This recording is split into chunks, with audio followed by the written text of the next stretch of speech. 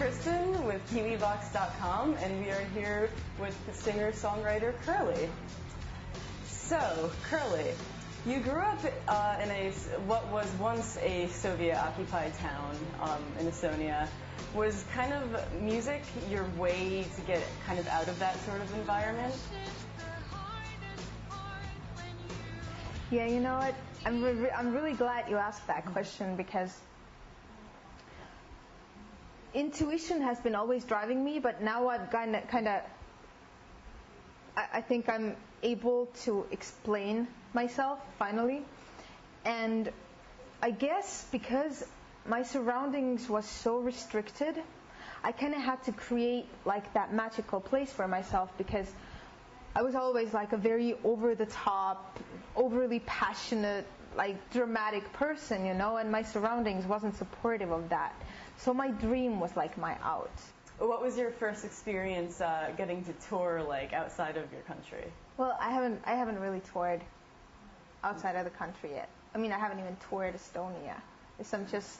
This whole thing has been taking 7 years, but you know, I haven't done it yet. I'll do it this summer, I think. I have a band together and it's all sounding good and we're rehearsed and so I'm ready to go. Your music is like pop rock, but it's kind of like moody and dark at the same time. How would you describe it? Well, you know, to me my music is just like, you know, it's like my diary. It's just my emotions put in the sound. So it's really hard. You know how sometimes it's hard for people to explain themselves? It's hard for me to explain my music. I'm too invested in it. I'm too close to it, you know? But it's definitely dramatic. It has a lot of feeling. It's very honest. I've never written a song that I don't,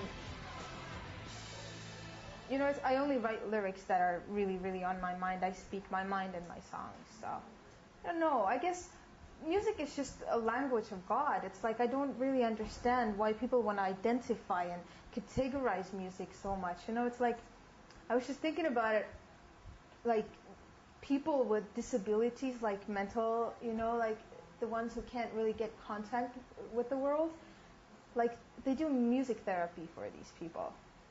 You know, music really is like a sacred language. So I really want to keep music in that sacred language category, not pop or rock or whatever, you know. So it's more than in a box. How did you get noticed by L.A. Reid? What was that audition like? Well, it's a really nice, like, light blue dream, right, that people have, that you just go and you sing and you get noticed and then you'll get rich and famous, and right? But it's really not like that. I started working on this project when I was 14 years old, and now I'm 21. 7 years later, my first album is coming out, and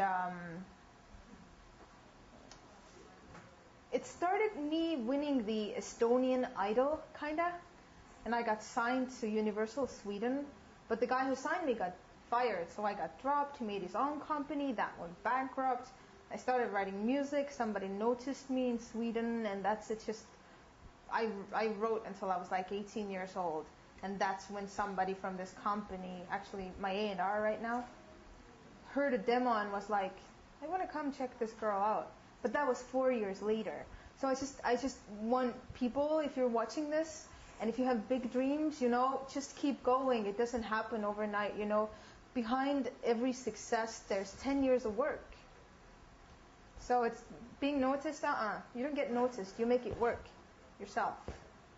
What is the songwriting process like for you? When do you write like most of your songs?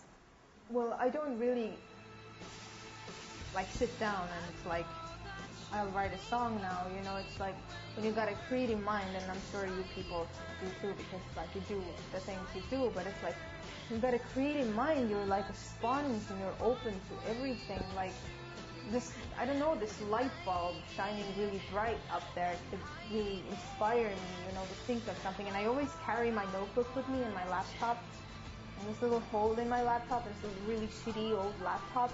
It's like where I record like my little song ideas and demos, and it's just like I'm just creating is my way of living. It's like, it's not a process, it's my way of living.